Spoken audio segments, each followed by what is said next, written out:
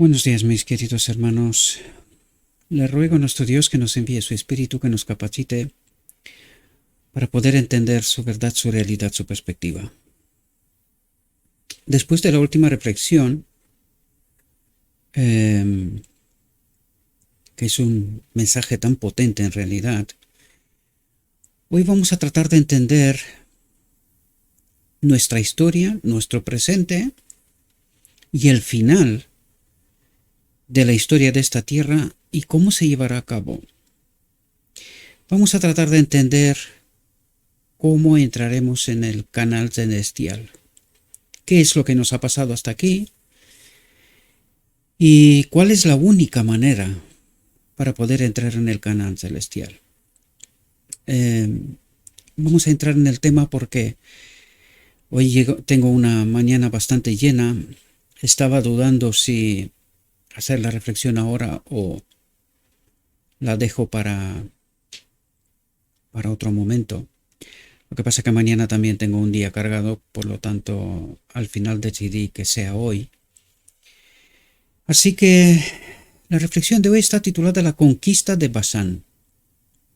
Y vamos a ver qué es lo que nos quiere transmitir nuestro Dios. Verdades que las tenemos en medio de nosotros, pero que por desgracia no las hemos logrado entender del todo y aún hay cuestiones que yo os invito, mis queridos hermanos, que vosotros también estudiéis esta reflexión porque es, una vez más lo digo, es para nuestra realidad, ¿verdad? Es un tipo del antitipo de nuestra realidad, ¿verdad? Y que la estudiemos con atención porque aquí se nos revelan muchas cosas, muchos detalles.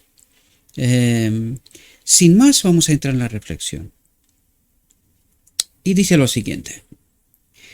Después de rodear a Edom por el sur, los israelitas se volvieron hacia el norte y otra vez se dirigieron hacia la tierra prometida. Aquí la historia nos revela en la segunda entrada en Canaán, ¿verdad? Después del primer intento, aquel fracaso que en nuestra realidad es 1888 en realidad.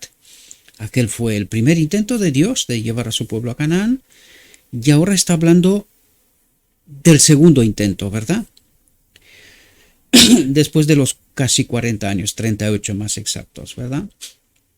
Es el segundo intento en Canaán. Y vamos a tratar de entender precisamente esta realidad, ¿sí? Dice, su camino pasaba ahora por una alta y vasta llanura refrescada por las brisas vivificantes de las colinas. Fue un cambio grato después del valle árido y calcinante por el cual habían viajado, así que avanzaban llenos de ánimo y esperanza. Habiendo atravesado el arroyo de Seret, pasaron al oriente de la tierra de Moab, pues se les había dado la orden: no molestes a Moab, ni te empeñes con ellos en guerra, que no te daré posesión de su tierra, porque yo he dado a Ar por heredad a los hijos de Lot. Y se les repitió la misma orden con respecto a los amonitas, que eran también descendientes de Lot. Continuando hacia el norte, los ejércitos de Israel llegaron pronto a la tierra de los amorreos. Este pueblo fuerte y guerrero ocupaba originalmente la parte meridional de la tierra de Canaán. Pero al aumentar en número, cruzaron el Jordán, guerrearon con los moabitas y les quitaron una parte de su territorio. Allí se establecieron y dominaban sin oposición toda la tierra desde el Arnón hasta el Jaboc en el norte. El camino que los israelitas deseaban seguir para ir al Jordán pasaba directamente por ese territorio y Moisés le envió un mensaje amistoso a Sejón, rey de los amorreos, en su capital. Pasaré por tu tierra por el camino iré sin apartarme a diestra ni a siniestra, la comida me venderás por dinero y comeré, el agua también me darás por dinero y beberé, solamente pasaré a pie. La contestación fue una negativa terminante, y todos los ejércitos de los amorreos fueron convocados para oponerse al paso de los invasores. Este ejército formidable aterrorizó a los israelitas, que distaban mucho de estar preparados para sostener un encuentro con fuerzas bien pertrechadas y disciplinadas. Los enemigos le aventajaban ciertamente en habilidad guerrera y, a juzgar por las apariencias humanas, pronto acabarían con él. Aquí hay muchos detalles que no me voy a parar a explicarlos todos estos, pero todos ellos tienen alguna relación también con nuestra historia hasta aquí, ¿verdad? Hasta realidad de hoy, ¿verdad? Pero no me voy a detener en esto porque la reflexión es bastante amplia, extensa y no tengo mucho tiempo, ¿verdad? Sin embargo, la invitación es que la estudiéis, tratéis de entender, porque tiene algo que ver con nuestra historia, ¿verdad? Y desde luego no soy yo, o sea, no es mi deber tratar de explicarlo todo al detalle, ¿verdad? Sino que es nuestro deber, tanto el mío como el vuestro, tratar de entender, ¿verdad? Sin embargo, no me voy a parar sobre estos detalles, quizás en algún otro momento lo haremos si es, para explicar todas estas cuestiones, ¿verdad? Si no quiero venir mucho más a nuestra realidad. Dice, pero Moisés mantuvo fija la mirada en la columna de nube y alentó al pueblo con el pensamiento de que la señal de la presencia de Dios estaba aún con ellos. Al mismo tiempo les mandó que hicieran todos los esfuerzos humanos posibles a fin de prepararse para la guerra. Sus enemigos estaban ansiosos de librar batalla en la seguridad de que raerían de la tierra a los israelitas mal preparados. Esto tiene referencia con nosotros, ¿verdad? Con el pueblo de Dios. Pero el jefe de Israel, aquí cuando se refiere a Moisés, pensad en él, es el tipo de Cristo, ¿verdad? Para poder relacionarlo con nuestra realidad, y luego entenderéis por qué tiene que ver con el mensaje de Cristo, nuestra justicia. Todo esto, el mensaje Cristo, nuestra justicia, sintetiza a la máxima expresión una realidad tan profunda. Por eso hay tanto que explicar, tanto que entender, ¿verdad? Porque este mensaje que fue entregado en 1888 y que fue el fracaso del pueblo de Dios, de la última generación de aquel momento, al no entender, al rechazar, y que nos lo explicará, ¿verdad? Porque está incluido en esta reflexión. Con este mensaje se va a terminar la historia. Y este mensaje lo tenemos que entender sí o sí. No hay otro camino, ¿verdad? Y esto es lo que tratará de ayudarnos a comprender precisamente en la reflexión. Pero el jefe de Israel había recibido la orden del dueño de todas las tierras. Levantaos, partid y pasad el arroyo Arnón. He aquí he dado en tu mano a Sejón, rey de Hesbón, a Amorreo y a su tierra. Comienza a tomar posesión y empeñate con él en guerra. Dice, hoy comenzaré a poner tu miedo y tu espanto sobre los pueblos debajo de todo el cielo, los cuales oirán tu fama y temblarán y angustiarse han delante de ti. Estas naciones que estaban situadas en los confines de Canaán se habrían salvado si no se hubieran puesto al progreso de Israel en desafío de la palabra de Dios. Aquí trato de explicaros algo que estoy intentando entender en más profundidad, pero en la explicación del tipo tenéis en cuenta el pueblo escogido por Dios, Israel, su fracaso también, ¿verdad? Y cuando habla de estas naciones, en nuestra realidad hace referencia, es mucho más amplio la historia, ¿verdad? Hace referencia a los gentiles, o sea, la nueva dispensación después de Cristo. Y esto es lo que necesitamos entender en nuestra realidad. O sea, está hablando, viene desde la historia, desde la caída de Adán, el pueblo judío, la primera dispensación, ¿verdad? Otras naciones, la segunda dispensación, o sea, nosotros, nuestra realidad. Y vais a ver cómo va estrechando el círculo hasta que se queda con el pequeño remanente, al final. Ni siquiera con la iglesia de la Odisea, sino con el pequeño remanente, ¿verdad? Dice, estas naciones que estaban situadas en los confines de Canaán, rodeando Canaán, entendiéndose Canaán, Israel, ¿verdad? Y las naciones, los gentiles. Y por eso estoy hablando de la primera dispensación, Israel, Canaán. Vais a ver cómo va estrechando, seguid esta línea de entendimiento y estrechando el círculo, por decirlo de alguna manera, hasta llegar a la última generación y a nosotros en la realidad de hoy, ¿verdad? Dice, el Señor se había mostrado longánime, sumamente bondadoso, tierno y compasivo, aún hacia esos pueblos paganos, ¿verdad? Cuando en visión se le mostró a Abraham que su posteridad, los hijos de Israel, serían extranjeros en tierra ajena durante 400 años, el Señor le prometió, En la cuarta generación, otra vez aquí nos habla de lo que hablamos en la última reflexión, ¿verdad? Y que aquello tenía que ver con nosotros en realidad, ¿verdad? Dice, en la cuarta generación volverán acá porque aún no está cumplida la maldad del amorreo hasta aquí, de los gentiles. No está cumplida la maldad de los gentiles hasta aquí. Y ahí entramos en la dispensación en la que estamos, ¿verdad? Después de Cristo. Aunque los amorreos eran idólatras, entended, pueblo de Israel, nación santa, los gentiles, dice que por su gran iniquidad habían perdido todo derecho a la vida. Dios los toleró 400 años para darles pruebas inequívocas de que Él era el único Dios verdadero, el hacedor de los cielos y la tierra. Los toleró 400 años, 4000 años hasta la dispensación de Cristo. Podemos entenderlo también así, ¿verdad? En este tipo, pensadlo. No establezco teología, profecía exacta, ¿verdad? Pero hay un tipo y un antitipo, y esto tiene que ver con nosotros, y aquí nos dice cosas, ¿verdad? Por eso os invito a que vosotros profundicéis con mayor, ¿verdad? Pero ¿qué es lo que trata de decir?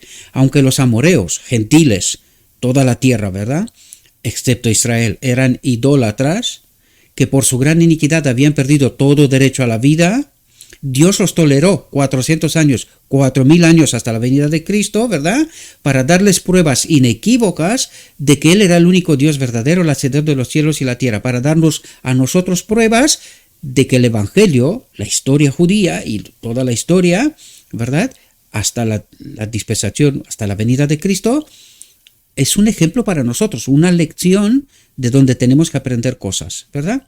Y que entender que Dios es verdadero, Él es el hacedor de los cielos y la tierra. Volvernos a Él, ¿verdad? Este es el tipo y antitipo también. Hay mucha profundidad en este tema, ¿verdad? Dice, ellos conocían todas las maravillas que Dios había realizado al sacar de Egipto a los israelitas, les dio suficiente evidencia y podían haber conocido la verdad si hubieran querido apartarse de su idolatría y de su vida licenciosa. Fijaos cómo estrecha el círculo, ¿verdad? Os dais cuenta cómo se acerca a nosotros. Dice, pero rechazaron la luz y se aferraron a sus ídolos. Aquí tenemos que entender después de Cristo, entramos en nuestra dispensación, tenemos que entender que aquí están incluidos los apóstoles, el mensaje, y dice, rechazaron la luz, ahí hay que entender la apostasía de Roma, o sea, como se fundó Roma, la apostasía, toda la historia, la edad media, la edad oscura, y va acercándose a nosotros, ¿verdad? Cuando Dios condujo a su pueblo por segunda vez, ¿veis? Ya se está acercando a nosotros. ¿Y cuál es su pueblo por segunda vez? La última generación, 1844-1888, ¿verdad? Cuando Dios condujo a su pueblo por segunda vez a la frontera de Canaán, proporcionó evidencias adicionales de su poder a aquellas naciones paganas. Evidencias adicionales. Aquí está incluido el espíritu de profecía. La profeta, ¿verdad? Evidencias adicionales. ¿Cómo descubrieron o recolocaron los fundamentos del Evangelio de los apóstoles esta última generación? Recordad la historia y entended lo que hicieron, ¿verdad? Las peleas que tuvieron para recolocar la verdad en su sitio. Vieron que Dios había estado con Israel en la victoria que obtuvo sobre los ejércitos del rey Arat y de los cananeos, y el milagro obrado para salvar a los que perecían por las mordeduras de las serpientes. Voy un poco rápido porque aquí hay mucha historia, hay partes, hay tipo antitipo con nosotros también, ¿verdad? Cuando entras al detalle, conociendo bien la historia, te das cuenta que hay relación, ¿verdad? Pero lo más importante viene a partir de ahora, ¿verdad? Aunque se les había negado el permiso de pasar por la tierra de Edom, y por ello se habían visto obligados a tomar la ruta larga y difícil a orilla del Mar Rojo, los israelitas no habían manifestado hostilidad en todos sus viajes y campamentos frente a las tierras de Edom, de Moab y de Amón, ni habían hecho daño alguno a la gente o a sus propiedades. Aquí podemos ver la historia desde 1844 hasta nuestra realidad. Hay una relación aquí, ¿verdad? Al llegar a la frontera de los amorreos, Israel había solicitado permiso para atravesar directamente el país, prometiendo que observaría las mismas reglas que habían regido su trato con otras naciones. Cuando el rey amorreo rehusó lo pedido con cortesía y en señal de desafío congregó a sus ejércitos para la batalla, aquí hay una relación Roma y las iglesias protestantes. Cuando se levanta la última generación, pensadlo en esta perspectiva también, ¿verdad? Cuando el rey amorreo rehusó lo pedido con cortesía, o sea, cuando se dio el mensaje de 1844, Daniel 8:14, 2003 tardes y mañana, rehusó el entenderse aquello y todas las demás, aquí hay una relación. Cuando el rey amorreo rehusó lo pedido con cortesía y en señal de desafío congregó a sus ejércitos para la batalla contra este pequeño remanente, ¿verdad? Se colmó la copa de iniquidad de ese pueblo y ahora Dios iba a ejercer su poder para derrocarlo. Esto también tiene que ver con el final. O sea, hay mucha relación aquí, hay muchas pinceladas que si lo piensas con profundidad, te das cuenta que está relacionado también con nosotros. Ahora el final también, porque estamos hablando de la segunda entrada en Canaán. Tipo antitipo, relación, o sea, la historia, primera dispensación, segunda dispensación, se estrecha el círculo. Aquí hay muchos detalles, ¿verdad? Por eso digo, no me paro, trato de explicaros algunas cosillas, pero lo relevante viene a continuación, que es lo que realmente nos interesa y es lo que quiero destacar. Los israelitas cruzaron el río Arnón y avanzaron sobre el enemigo. Se libró un combate en el cual los ejércitos de Israel salieron victoriosos y aprovechando la ventaja obtenida estuvieron pronto en posesión de la tierra de los amorreos. Dice, fue el capitán de los ejércitos del Señor el que venció a los enemigos de su pueblo. Y había hecho lo mismo 38 años antes si Israel hubiera confiado en él. Aquí hay una relación estrecha, última generación, 1844-1888, mensaje Cristo nuestra justicia, y ahora entenderle el mensaje Cristo nuestra justicia. Dice, ¿quién le dio la victoria? Fue el capitán de los ejércitos del Señor el que venció a los enemigos de su pueblo. ¿Qué significa Cristo nuestra justicia?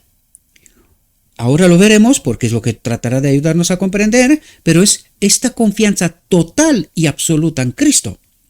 Este es el mensaje de Cristo nuestra justicia. Él es nuestra victoria. Ninguna otra cosa más, ¿verdad? Dice, y habría hecho lo mismo 38 años antes. Es decir, hubiese hecho lo mismo en 1888. ¿Os dais cuenta de las relaciones? Pero ¿qué pasó en 1888? Recordad cuando se le envió el mensaje de Josué y Caleb moderno, véase John C. Wagoner, ¿verdad? Y el Moisés moderno, véase la sierva, el espíritu profecía, ¿verdad? Y rechazaron esta realidad, pues esto pasó en la primera entrada en Canaán. ¿Qué es lo que dice aquí? Y habría hecho lo mismo 38 años antes si Israel hubiera confiado en él. Hubiese hecho lo mismo en 1888 si el remanente, aquel remanente, hubiese confiado plenamente en él, pero se espartaron. Dijeron, no, se rompe la iglesia, ¿cómo que confiar solo en Cristo? Nosotros tenemos que obedecer. ¿Nosotros tenemos que vencer, eso es lo que trata de explicarnos, ¿verdad? Y nos dicen, no habéis entendido. Es Cristo. Cristo aquí, hemos tratado de entender todos estos detalles, ¿verdad? El que vence por nosotros, ¿verdad? Henchidos de esperanza y ánimo, los ejércitos de Israel avanzaron con ardor y siguiendo hacia el norte, pronto llegaron a una tierra que podía probar muy bien su valor y su fe en Dios. Ante ellos se extendía el reino de Basán, poderoso y muy poblado, lleno de ciudades de piedra que hasta hoy inspiran asombro al mundo. 60 ciudades fortalecidas con alto muro, con puertas y varas, sin otras muchas ciudades sin muro. Las casas se habían construido con enormes piedras negras de dimensiones tan estupendas que hacían los edificios absolutamente inexpugnables para cualquier ejército que en aquellos tiempos los pudiera atacar. Era un país lleno de cavernas salvajes, altos precipicios, cimas abiertas y rocas escarpadas. Los habitantes de esa tierra, descendientes de una raza de gigantes, eran ellos mismos de fuerza y tamaño asombrosos, y tanto se distinguía por su violencia y su crueldad que aterrorizaban a las naciones circunvecinas, mientras que Og, rey del país, recordad Og y Magog, hay una profecía con respecto a la batalla final. Aquí también creo que hay una relación con este remanente y Roma. De eso habla aquí. Los gigantes todas sus relaciones, todas sus redes, o sea, todo lo que hoy deberíamos de entender, ¿verdad? Y que el mundo en realidad habla de conspiraciones, de tonterías, pero que la realidad es la que es. Y aquí podríamos entender detalles, algunos detalles, si tenemos la mente despejada y tenemos al espíritu, ¿verdad?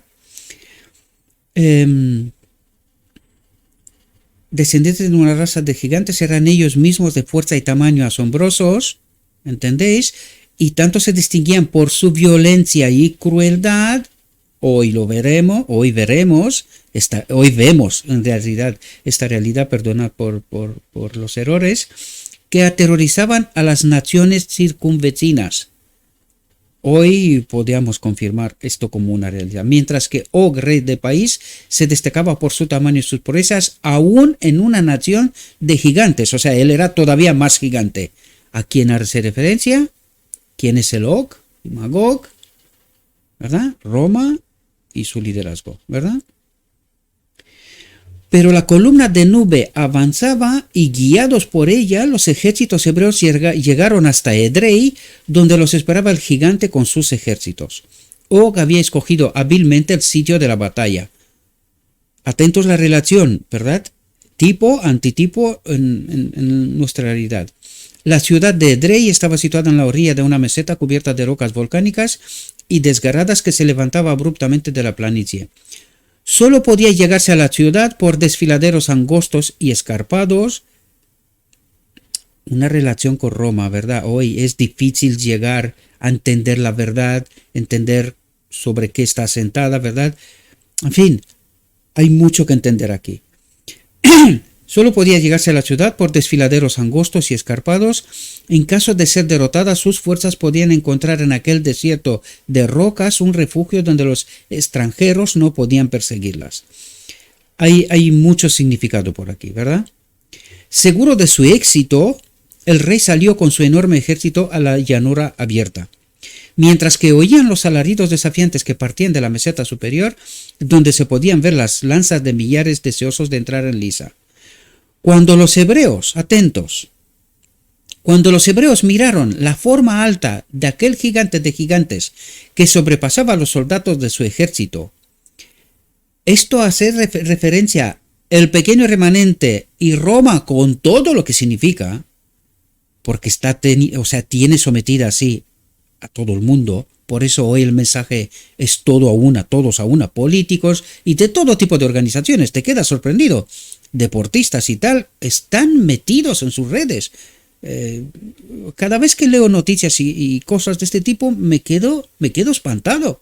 ¿Hasta qué niveles está, verdad? Controlándolo todo.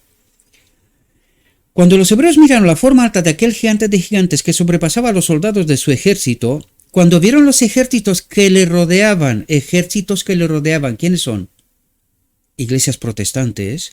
Y divisaron la fortaleza aparentemente inexpugnable, detrás de la cual miles de soldados invisibles estaban atrincherados. Miles de soldados invisibles. Tipo antitipo, ¿entendéis lo que trataba de explicaros antes, verdad? Tipo de organizaciones, todo tipo. ¿Hasta dónde tiene Roma poder, verdad? Dice, muchos corazones de Israel temblaron de miedo. El pueblo de Dios se espantó, ¿verdad? Pero fijaos, dice, pero Moisés estaba sereno y firme. Cristo, tipo antitipo, ¿verdad? El Señor había dicho con respeto al rey de Basán, no tengas temor de él, porque en tu mano he entregado a él y a todo su pueblo y su tierra, y harás con él como hiciste con Sejón, rey amorreo que habitaba en Hesbón. Dice, la fe serena de su jefe inspiraba al pueblo a tener confianza en Dios.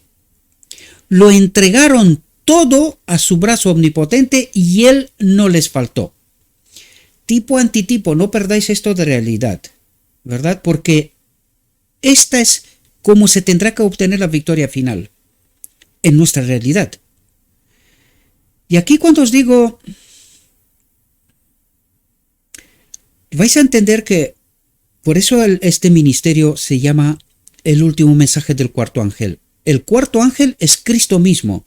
Y nos lo revelará en esta misma reflexión, ¿verdad? Pero quiero explicaros estas cosas porque aquí hay tanta información que cuesta, ¿verdad? Cuesta mucho poder asimilar y tratar de entender todo un poco al detalle, aún estando al final de la historia, ¿verdad? Pero hay mucha información aquí en realidad escondida. Dice, le entregaron todo a su brazo omnipotente y él no les faltó. Esto es el mensaje de Cristo, nuestra justicia, el que tenemos que entender, aceptar, asumir y confiar. Hasta el último detalle. Ni los poderosos gigantes, ni las ciudades amuralladas, ni tampoco los ejércitos armados y las fortalezas escarpadas podían subsistir ante el capitán de la hueste de Jehová. ¿Quién es capitán de la hueste de Jehová? Cristo mismo. Dice, el Señor conducía al ejército. El Señor desconcertó al enemigo y obtuvo la victoria para Israel. ¿Cómo obtendremos la victoria? Cristo, el cuarto ángel. Al final del tiempo, Él conducirá la batalla, ¿verdad? Y nosotros entendimos lo que significa el cuarto ángel. Es Cristo mismo, el mensaje, preparación para la boda del Cordero, y qué es lo que ocurre en la boda del Cordero también, ¿verdad? Dice, el gigantesco rey y su ejército fueron destruidos, y los israelitas no tardaron en poseer toda la región, toda la tierra. Esto quiere decir que este último mensaje que se dará sobre toda la tierra, ¿verdad? Porque el ejército el Babilón ha caído, ¿verdad? Este es el mensaje final. Y hay que entenderlo. Así se borró de la faz de la tierra a esa gente extraña, ¿por qué extraña? No conectada con Dios, que se había entregado a la iniquidad y a la idolatría abominable. Dicen, la conquista de Galaad y de Basán, hubo muchos que recordaron los acontecimientos que casi 40 años antes habían condenado a Israel en Cadés a una larga peregrinación por el desierto. Aquí hay tipo antitipo. Desde 1844, la última generación, aquellos que tenían que haber entrado en 1888, años siguientes, en Canaán, ¿verdad? Y fijaos lo que dice, que esto es lo que trata de explicarnos. Dice, en la conquista de Gad y de Basán, hubo muchos que recordaron los acontecimientos que pasó en 1888. Hoy, hay muchos hoy que se acuerdan de la primera entrada en Canaán, ¿verdad? Que casi 40 años antes habían condenado a Israel. Había condenado a la Odisea. ¿Por qué? Por el rechazo del mensaje, ¿verdad? En Cadés, en Minneapolis, a una larga peregrinación por el desierto. ¿Dónde estamos? Estamos en el desierto, ¿verdad? Veían que el informe de los espías tocante a la tierra prometida era correcto en muchos sentidos. Es decir, Roma era tan grande y mucho más grande. Hoy lo vemos, lo que nos trataba de decir antes, un ejército invisible, ¿verdad? Pero que lo manipula todo. Por eso puedes entender hoy cómo es que todos los políticos están a una. Porque los tiene a todos bajo control, ¿verdad? Están todos incluidos en todas esas organizaciones que controla Roma, que al final todo llega allí, ¿verdad? Por eso nos contaba antes que estaban en una tierra de rocas y que confiaban en sí mismo y creían que era difícil de llegar ahí, ¿verdad? A ella misma. Pero ya veréis, con Cristo todo es posible. Las ciudades estaban amuralladas y eran muy grandes, las habitaban gigantes frente a los cuales los hebreos no eran sino pigmeos, pequeños, insignificantes. Pero ¿quién era su victoria? Cristo, nuestra justicia, ¿verdad? Y fijaos lo que dice ahora. Pero podían ver ahora, y fijaos el error de 1888, aquí está. Este es el error. Pero podían ver ahora que el error fatal de sus padres había consistido en desconfiar del poder de Dios. En el mensaje enviado a través de John C. Waggoner y confirmado por la sierva, ¿verdad? Este fue el error, el mensaje de Cristo nuestra justicia. No lo entendieron, no confiaron plenamente en Cristo. Dice, únicamente esto les había impedido entrar enseguida en la hermosa tierra. ¿Ahora entendéis? Esto fue lo que pasó en 1888. Al rechazar el mensaje, al desconfiar de Cristo. ¿Cómo que solo confiar en Cristo? Pero si acabamos de descubrir la ley, nosotros tenemos que obedecer, nosotros tenemos que vencer. Y no entendimos el mensaje, ni toda la profundidad que este mensaje traía, ¿verdad? Y hasta hoy sigue pasando todavía, porque lo veo. Y por eso os digo que el ejército del Señor es significante, o sea, comparado con todo el mundo, es nada. Por eso la profecía nos dice que solamente un pequeño grupo, un remanente, se salvará, ¿verdad? Dice, la primera vez que se prepararon para entrar en Canaán eran atentos porque nos está explicando cuáles eran las condiciones de la última generación, 1844-1888, y cuáles serán las condiciones, o son las condiciones nuestras ahora, ¿verdad? Dice, la primera vez que se prepararon para entrar en Canaán eran menos que ahora las dificultades que acompañaban la empresa. Entonces, las dificultades eran menos. Dios había prometido a su pueblo que si le obedecía y oía su voz, ¿a través de quién? De John C. Wagoner y la sierva, ¿verdad? El Moisés moderno, iría delante de él y pelearía por él. Iría delante de él y pelearía por él, Cristo nuestra justicia. ¿Entendéis? Y que también enviaría avispones para ahuyentar a los habitantes de la tierra.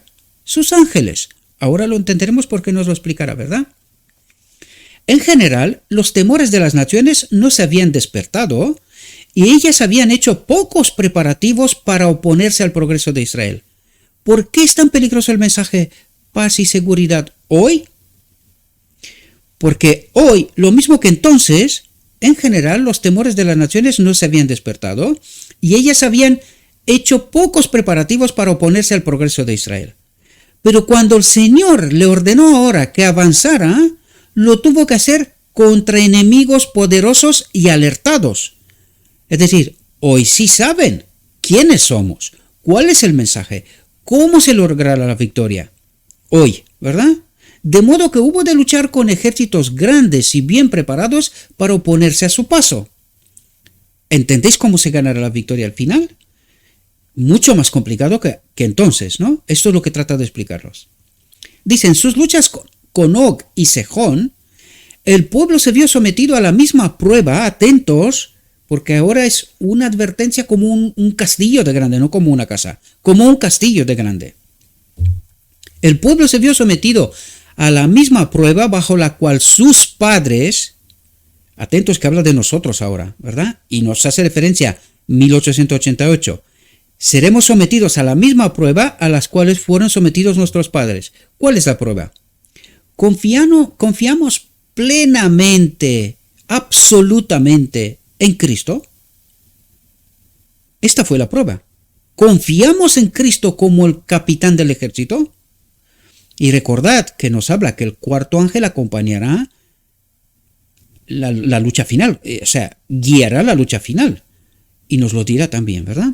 Dice, el pueblo se vio sometido a la misma prueba bajo la cual sus padres habían fracasado tan señaladamente.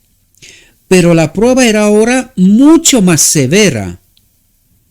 Y hoy podemos verla, ¿verdad? Que cuando Dios ordenó a los hijos de Israel que avanzaran ¿dónde? En la verdad, en la luz, entendiendo qué significaba el mensaje de Cristo nuestra justicia, ¿verdad? Las dificultades del camino habían aumentado desde que ellos rehusaron avanzar. Cuando se les mandó hacerlo en el nombre del Señor. Se les mandó hacerlo en el nombre del Señor. Cristo nuestra justicia, ¿verdad? Es así como Dios prueba aún ahora a sus hijos. Nos habla de nosotros, ¿verdad? Si no soportan la prueba, los lleva al mismo punto. Y la segunda vez la prueba será más estrecha y severa que la anterior. ¿Entendéis lo que nos pasa? ¿Entendéis por qué dificultades tenemos que pasar? ¿Y entendéis cuál es la solución? Una plena confianza en Cristo. Cristo es nuestra justicia, ¿verdad? Esto continúa, atentos, dice, esto continúa hasta que soportan la prueba. O si todavía son rebeldes, si todavía no quieren escuchar, todavía no quieren entender, y es justo lo que está pasando, ¿verdad? Dios les retira su luz. ¿Quién es la luz? Cristo. Cristo es la luz. Dios les retira su luz. ¿Qué pasó en 1888? ¿Qué nos dijo la sierva? El Espíritu se ha retirado, Cristo se ha retirado, ¿verdad? ¿Quién es el Espíritu Santo? Cristo mismo. Cristo se ha retirado y el pueblo va caminando al desierto. ¿Entendéis tipo y antitipo? ¿Entendéis que estamos sin Cristo? ¿Entendéis lo que tiene que aceptar el último remanente, el remanente final? Una plena y total confianza en Cristo. Esto representa el mensaje Cristo nuestra justicia. Y este fue el error que nos lo dijo antes, ¿verdad? Esto continúa hasta que soportan la prueba. Continúa hasta que soportan la prueba. O, si todavía son rebeldes, Dios les retira su luz y los deja en tinieblas. Y allí aparece, de esta iglesia, Dios les retira su luz, los deja en tinieblas, es lo que ha pasado, y de aquí ha de salir el remanente final, los 144.000, ¿verdad? Fijaos lo que dice. Los hebreos, el remanente final, recordaban ahora cómo anteriormente, cuando sus fuerzas habían salido a luchar, fueron derrotadas y miles perecieron. ¿Qué pasó en 1888? ¿Qué dijo el liderazgo de la iglesia? Rechazó el mensaje, desconfiaron, ¿verdad? Ellos creían que tenían que obedecer, que vencer ellos, ¿verdad? ¿Y qué dice? Recordaban ahora, como anteriormente, cuando sus fuerzas habían salido a luchar, sus fuerzas, ellos, la iglesia, el liderazgo, fueron derrotados y miles perecieron. Miles. Todas las generaciones que han seguido hasta hoy, miles perecieron. ¿Por qué? Porque confiaron en quién. ¿Ahora entendéis por qué siempre hay mensajes en contra del liderazgo? ¿Entendéis? Eso es lo que trata de explicarnos. Y necesitamos comprender, ¿verdad? Pero en aquel entonces habían salido a luchar en abierta oposición al mandamiento de Dios. Un mandamiento. ¿Cuál era? Cristo nuestra justicia. ¿Qué dijo? Avanzad. Avanzad en la luz. ¿Qué hicieron? Rechazaron. ¿Qué pasó? Se quedaron en el desierto. Murieron, ¿verdad? Fueron derrotados y miles perecieron. Habían salido sin Moisés, dice. Desconfiaron de la profeta, ¿verdad? Que representaba el Espíritu. A través de ellas se manifestaba Cristo, el Espíritu Santo, ¿verdad? Habían salido sin Moisés, el jefe nombrado por Dios. ¿Entendéis tipo y antitipo? ¿Entendéis cómo se nos revela todo? Si queremos entenderlo. Dice, sin la columna de nube, sin los ángeles. Las nubes son los ángeles siempre, ¿verdad? Símbolo de la presencia divina y sin el arca. ¿A quién representa el arca? Al Padre. Aquí veis, habían salido sin Cristo, el jefe nombrado por Dios, sin la columna de nube, sin los ángeles, símbolo de la presencia divina, y sin el arca, y sin el Padre. ¿Ahora entendéis cómo se revela todo? Pero ahora dice, Moisés estaba con ellos, el cuarto ángel, que es Cristo, ¿verdad? Al final, o sea, ahora viene a explicarnos cómo se termina la entrada definitiva en Canaán, ¿verdad? De nuestra realidad. Pero ahora Moisés estaba con ellos. ¿Quién es Moisés? ¿A quién representa Moisés? A Cristo.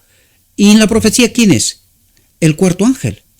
Es un mensaje, el cuarto ángel, que es Cristo mismo, ¿verdad? Pero ahora Moisés estaba con ellos y fortalecía sus corazones con palabras de esperanza y fe. ¿Cómo? ¿A través de quién? De sus mensajeros de hoy. De este mensaje les da sabiduría para que pueda entender qué es lo que la profecía revela, ¿verdad? Y todo lo que os cuento lo hemos tratado, por eso os cuento lo que os cuento. Porque claro, como lo hemos tratado, No podemos tropezar 2 veces en la misma piedra, ¿verdad? Hemos aprendido estas lecciones y ahora tratamos de entender lo escondido, ¿verdad?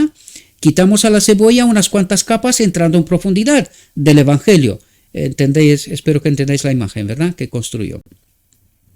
Dice, pero ahora Moisés estaba con ellos y fortalecía sus corazones con palabras de esperanza y fe. La segunda entrada en Canaán, ¿verdad?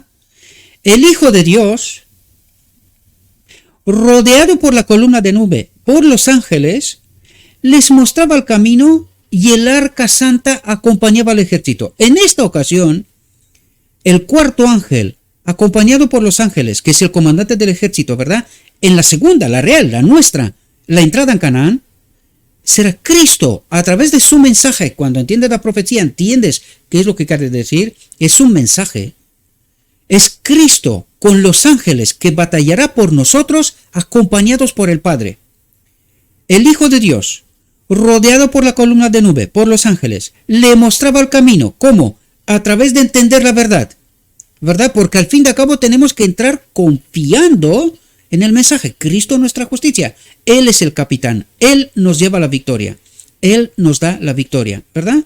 Por lo tanto, el Hijo de Dios, rodeado por la columna de nube, les mostraba el camino y el arca santa acompañaba al ejército. El mismo Padre acompañaba a Cristo. Porque Cristo es el santuario y el Padre está siempre con él. Siempre. Siempre. ¿Verdad? Fijaos. Todo esto encierra una lección para nosotros. El poderoso Dios de Israel es nuestro Dios. El poderoso Dios de Israel es nuestro Dios. Es decir, viene a nuestra dispensación, nos explica nuestra dispensación. El poderoso Dios de Israel ahora es nuestro también, ¿verdad? En Él podemos confiar. Y si obedecemos sus requerimientos, obrará por nosotros tan señaladamente como lo hizo por su antiguo pueblo. ¿Quién nos dará la victoria? Ahora entendéis lo que nos trata de decir. Ahora tenéis que entender el mensaje de Cristo de nuestra justicia y todo lo que esto implica, ¿verdad? El poderoso Dios de Israel es nuestro Dios, en Él podemos confiar, ahora sí, y si obedecemos sus requerimientos, es más amplio, ¿verdad? Porque la batalla es más aguda, más severa ahora. ¿Y qué significa? ¿Qué quiere decir esto? Este remanente final ha de entender toda la verdad, porque si no, no vencerá. Todo esto es un mensaje, necesitamos entender un mensaje. ¿Qué nos lleva a la boda del Cordero? La aceptación de esta realidad, del mensaje de Cristo a nuestra justicia en toda su profundidad, ¿verdad? Espero que podáis entender, ¿verdad? Fijaos, todo el que procure seguir el camino del deber se verá a veces asaltado por la duda e incredulidad. El camino estará a veces tan obstruido por obstáculos aparentemente insuperables. Véase lo que está pasando hoy. ¿Y por qué os cuento todo lo que os cuento? Obstáculos aparentemente insuperables. Y me alegro, doy gracias a Dios, que cada vez más gente, donde antes yo era conspiranoico, hoy empiezan a abrirse la mente y los ojos. Empiezan a ver. A Dios sea la gloria que esto está pasando. Porque mucha gente, ayer mismo escuché el testimonio del profesor de Bucarest, de Instituto Teológico que os hablé, este alumno suyo que recibió la medicina y que tiene miocarditis, pues salió públicamente y confirmó la realidad. Ayer lo vi, no puedo compartirlo con vosotros porque está en rumano, lo siento de mi alma. Y además estamos en Facebook, no hay posibilidad de traducción ni nada por estilo, ¿verdad? Pero yo os lo cuento. Y hay mucha gente que empieza a despertar, empieza a darse cuenta, y que todo aquello que es obstáculo aparentemente insuperable, se ha de superar con una sola cosa. Confianza total y absoluta en Cristo. El Evangelio nos dice que no hay ninguna prueba que no haya preparado una solución, una salida, ¿verdad? ¿Pero qué falta? Confiar plenamente, por muy obstáculos aparentemente insuperables, por muy insuperables que parezcan, Por eso nos relata la historia de cómo entró Israel en Canaán, que eran una mano de poca gente frente a gigantes. ¿Qué pasó? Cristo les dio la victoria. ¿Qué pasará? Cristo nos da la victoria. ¿Qué nos falta? Creer, confiar plenamente. Aunque en esto se me vaya la vida. Confiar plenamente en Cristo. Es así como obtenemos la victoria. Este fue el fracaso de 1888. Esta ha de ser nuestra victoria. ¿Verdad? Que ello podrá descorazonar a los que se dan al desaliento, a los que desconfían, a los que acuden a la solución de este mundo, ¿verdad? Pero Dios les dice, seguid adelante, confíen en mí, eso es lo que trata de decir, confíen en mí, yo estoy al tanto. ¿Y cómo está al tanto? Pues nos lo dijo antes, está Cristo, están los ángeles, está el Padre. ¿Queremos más? ¿Necesitamos más? Pues si necesitamos más, esto es falta de fe. Seguid adelante. Cumplid vuestro deber, cueste lo que costare. ¿Qué quiere decir? Ve a la cruz. Abandónate a ti mismo. Confía en mí plenamente. Y yo te daré la victoria. Eso es lo que trata de decir. ¿Verdad? Y ahora cuando entiendes todo esto, empiezas a encajar los puzzles de todo el Evangelio. Cuando nos dice, abandona, deja de confiar en ti. Deja de confiar en alguna cosa de este mundo. Confía en Dios. Él obra. Él nos da la victoria. Si le seguimos, si confiamos en Él. Y aquí nos dice, cumplid vuestro deber. ¿Cuál es mi deber? Agarrarme del árbol de la vida. Elige la vida si quieres vivir. ¿Quiénes elige la vida? Elige a Cristo. Él es el capitán de la hueste. Él me da la victoria. Da igual lo que se me presente por delante. Da igual. Da igual los muros tan altos, tan anchos, los impenetrables que puedan parecer. No soy yo. Es Él. ¿Ahora entendemos el mensaje de Cristo nuestra justicia? Las dificultades de aspecto tan formidable que llenan vuestra alma de espanto, se desvanecerán a medida que confiando humildemente en Dios, avancéis por el sendero de la obediencia. ¿Cuál es este sendero? Confiar en Cristo. No apartarme de lo escrito está, aunque se derrumben las montañas, cueste lo que costare. ¿Ahora entendéis? ¿Y ahora entendéis cuánta gente perecerá porque no confía en esto? ¿No confía en Cristo? Desgraciadamente, ¿verdad? Y ahora volvemos al mensaje tan importante. ¿Por qué no ha venido Cristo todavía, queridos? Y lo vimos en la reflexión, la última reflexión. Por eso he colocado este texto para profundizar un poco más todavía en él, queridos. Necesitamos entender por qué estamos todavía aquí. De los amorreos el Señor dijo, en la cuarta generación volverán a venir aquí porque la iniquidad de los amorreos aún no está llena. Y habla de nosotros, de la segunda dispensación. Nos incluye a todos, ¿verdad? Aunque esta nación era conpiscua por su idolatría y corrupción, todavía no había llenado la copa de su iniquidad. Y Dios no daría la orden de su destrucción total. El pueblo debía ver el poder divino manifestado de una manera marcada para que quedara sin excusa. El compasivo Creador estaba dispuesto a soportar su iniquidad hasta la cuarta generación. Entonces, si no se veía ningún cambio a mejor, ¿hemos entendido nosotros el mensaje de 1888? Si no se veía ningún cambio a mejor, sus juicios debían caer sobre ellos. Ahora, cuando te explica esto, entiendes que todavía estamos aquí porque Dios está preparando la última generación y que debido de esta última generación que llora y suspira por las abominaciones que están pasando en medio del pueblo de Dios, Dios todavía tolera. Estamos en el tiempo de la cuarta generación. La última reflexión lo hablamos. 4 generaciones, o sea, 1844, 1888, 44 años. Los tiempos no son fijos, porque el día y la hora solo la sabe Dios, pero nos da referencias para poder entender dónde estamos, ¿verdad? Recordad, entre primera y segunda entrada de Canaán, 38 años. En nuestra realidad, 44 años. 4 generaciones de 44 años, 176, más 1844, 2020. ¿Qué pasó en el inicio de 2020? Lo que está padeciendo ahora en el mundo. ¿Qué nos dice esto? Que el tiempo se acaba. Esto nos quiere decir, ¿verdad? Por lo tanto, dice, con una precisión infalible, el infinito sigue llevando la cuenta de todas las naciones. Que Dios sabe los tiempos. ¿Pero por qué todavía aguanta? Porque se está formando la última generación. Ahora mismo.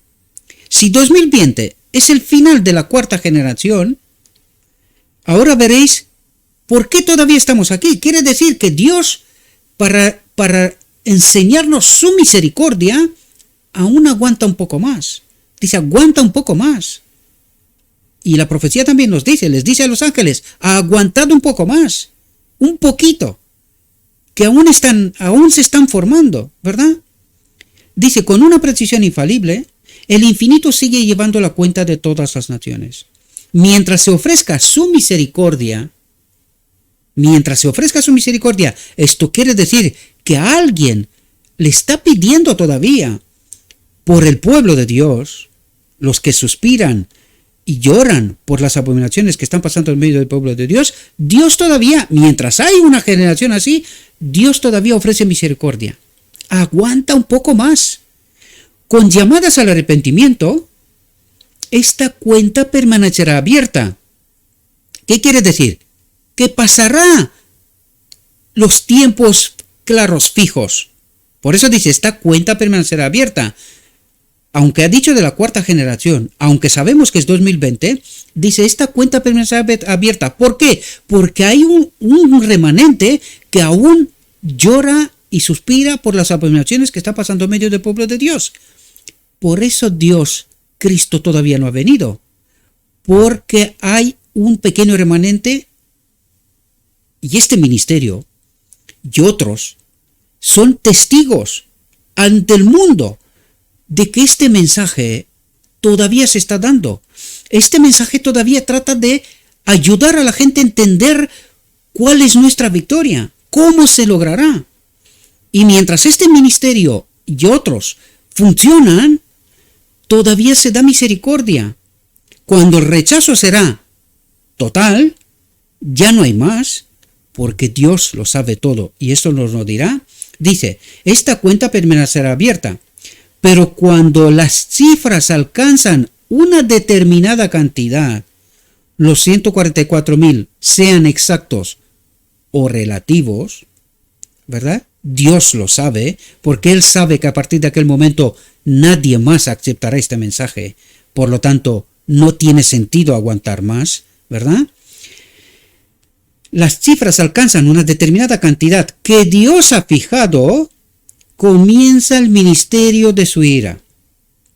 Y ahora pregunto yo, ¿podría ser que el inicio de 2020 sea esto? ¿Podría ser? ¿Qué pensáis? Una buena pregunta, mis queridos hermanos. Una buenísima pregunta. La cuenta se cierra. La paciencia divina cesa. No hay más súplicas de misericordia en su nombre. Es decir, no hay más gente que necesitan a Cristo. No se rechaza completamente este mensaje. Y por eso os dije yo, mis queridos hermanos, y con esto terminamos, que cuando veo el rechazo de este mensaje, cuando veo la incomprensión, se me ponen los pelos de punta. Os lo digo de verdad, mis queridos hermanos. Esto quiere decir que la cuenta se cierra, que el rechazo es tan grande, la incomprensión es tan grande, Y somos poquitos, queridos. Os lo dije, somos poquísimos, poquísimos. Mucha gente piensa que toda la iglesia, por algunas razones, será salva. Y lo vimos, mensajes, todos aquellos que creen que guardan el sábado, ¿verdad? Y ya veremos esto, que no es como creemos nosotros. Será salva. Y desgraciadamente el engaño es tan profundo, que me espanta, queridos. Os lo digo de verdad, me espanta. Me espanta el rechazo de este mensaje. Me espanta lo que estoy viendo alrededor. ¿Cómo no se puede entender este mensaje aún explicado? Lo tenemos por escrito. Los maestros de Israel no lo logran entender. Este ministerio se dedica a explicar este asunto. Y aún así hay tan poquita gente que entiende esto, que ya os lo digo, se me ponen los pelos de punta. Estoy espantado. Tan poquita gente. ¿Por qué no entienden? La explicación es solo una, mis queridos hermanos. Confiamos demasiado en el hombre, sea cual sea. La explicación del chaval que os cuento yo, que tomó la medicina y irremediablemente será enfermo por vida, la vida que tenga, cuánto tendrá. Porque la miocarditis no es una broma, el corazón no regenera células, es un músculo que se vuelve rígido y cada vez más rígido, y esto solo tiene un fin. Decía que él tomó la medicina no porque le espantaba la enfermedad ni cosas por estilo, sino porque confió en la ciencia. En fin, no me trago del todo esta explicación, pero es la suya y no tengo derecho a cuestionarlo, ¿verdad? Pero humanamente me cuesta asimilar que esta es la única razón. Pero su explicación fue porque confió en la ciencia. Este es nuestro desastre. Confiamos en el hombre. Y este es nuestro problema. Nuestra confianza tiene que ser Cristo. Si no es Cristo, moriremos, queridos. Por eso el mensaje Cristo nuestra justicia es tan importantísimo. Es tan importantísimo comprenderlo. Y si no entendemos toda la verdad, seremos engañados. Y es justo lo que está pasando, mis queridos hermanos. Le ruego a nuestro Dios que nos envíe su Espíritu, que nos capacite para poder entender su verdad, su realidad, su perspectiva. Os invito, mis queridos hermanos, no confiéis en lo que yo digo. Tenemos lo escrito está. Tenemos a Cristo. Pidámosle sabiduría, el Espíritu. Tratemos de entender lo que nos trata de revelar. Tenemos la verdad. El Isaías 53, moderno, está en medio de nosotros. El entendimiento, la verdad, está en medio de nosotros. Tenemos que hacernos la pregunta clave. ¿Por qué no entendemos? ¿Qué nos pasa? ¿Cuál fue el fracaso de nuestros padres? El entendimiento de aquel fracaso ha de ser nuestra victoria. Y este es mi deseo para cada uno de vosotros, mis queridos hermanos. Os deseo que tengáis un próspero día, y en todo lo que os he dicho, os lo he dicho en nombre de Cristo Jesús. Amén.